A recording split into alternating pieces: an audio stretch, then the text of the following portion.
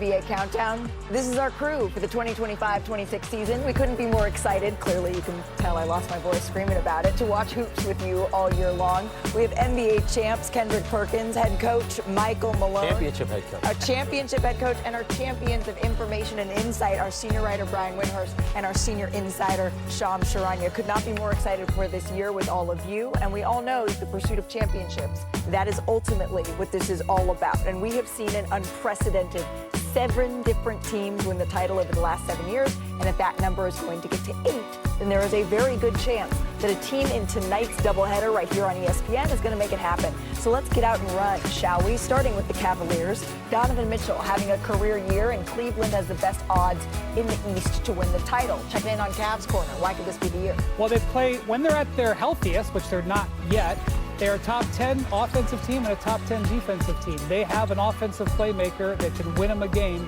in the playoffs. And Donovan Mitchell, they have a defensive playmaker that can be a difference-making player in the playoffs in Evan Mobley. Do they have the toughness and the grit when it matters?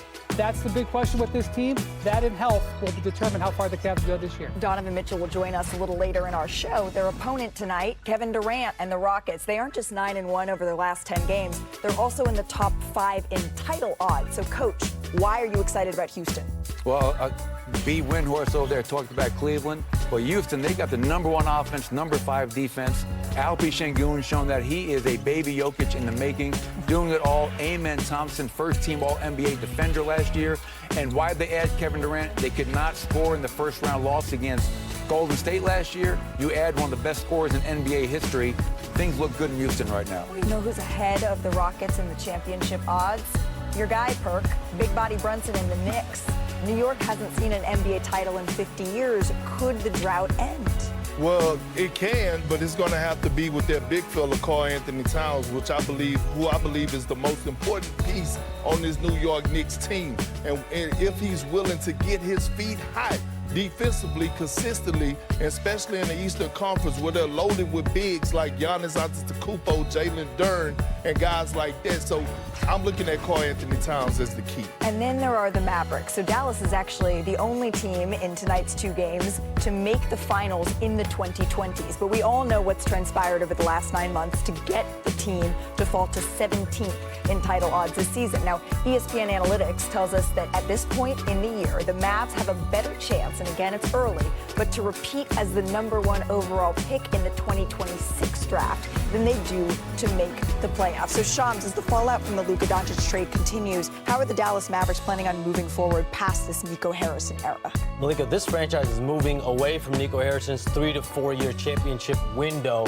and toward trying to find sustained success and sustained growth around Cooper Flagg and youth. And to that end, sources have told ESPN that the Mavericks will be listening to trade calls for Anthony Davis and seeing and exploring his value. And for that, health will be the biggest key because not only for the Mavericks to evaluate Anthony Davis over a lengthy period of time, an extended period of time on the court, but for other teams that could have interest in him to see what he looks like when he's back, what this team looks like when he's back. A lot of evaluation to come around Anthony Davis the next couple of months. What Shams just said could end up being one of the most important developments in the league this year. Here's why. Anthony Davis' value may not be as high as you think it is, because when you talk to people around the league, they say, hey, he's going to turn 33 later this year. He's due a contract extension potentially next summer. That might scare some teams away. And the fact that it's just harder for teams to trade. But the reason that could be interesting is that might bring the contenders into this. Teams that may not have been able to trade for Anthony Davis a year ago may be able to trade for him this year. And that could change the balance of power, Coach, in the Eastern Conference. Hey, first of all, welcome to the show, man. Thank you. It's great to be back working with you, and first-team All-NBA hair right here. That's amazing. Coach, you're on my heels right now. I'm not gonna lie. What about first-team All-Hands? You know, you talk about Dallas, and you talk about Kyrie, you talk about AD and the injuries.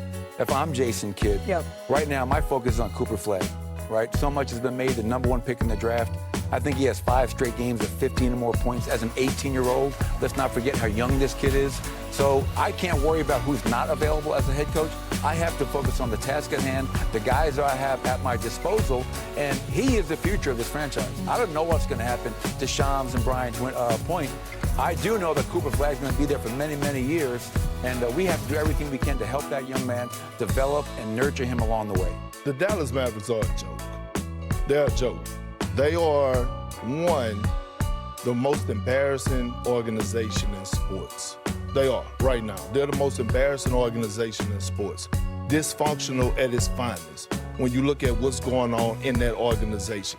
This used to be an organization that people used to want to run to.